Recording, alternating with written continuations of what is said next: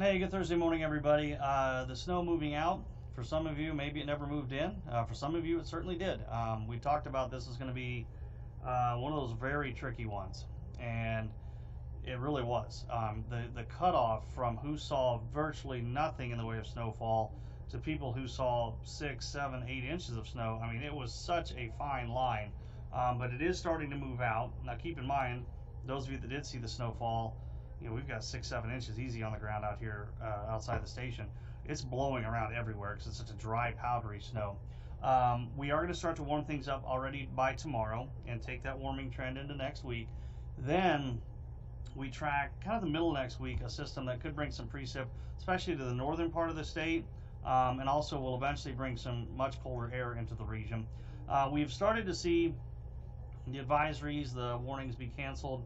Out to the southwest, they ran until 6 o'clock. Run until about noon here in central areas. We've seen a few counties be kind of flipped over to winter weather advisories. And then off to the east, we continue those until about 6 o'clock. And you look at Viper radar, we continue to see some snow falling. Even here in central areas, there is still light snow coming down, but it is starting to really wind down. It's not nearly as intense as it was, say, about 2 to 4 hours ago, but you'll still encounter periods of light to moderate snow for the next couple of hours. And again, blowing snow will be certainly a concern. Right now, the heaviest snow is off to the east, moving through Lincoln and Omaha, where snowfall rates are an inch per hour easy, if not higher than that in some areas. So this is really a treacherous drive from Lincoln to Omaha. And boy, I cannot tell you how awful Highway 44 south of Kearney to here at the station.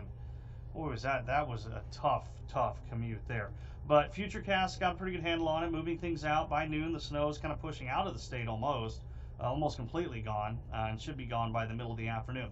Now tonight will be clear, will be very cold as the winds finally calm down. But tomorrow we will start to improve, and we will start to get a little bit better. Now notice the winds are still out of the north at 15 to 25. So again, those of you that have the snow on the ground, blowing, drifting snow is really going to continue to be a concern throughout the first half of the day before these winds finally start to calm down. The temps are chilly.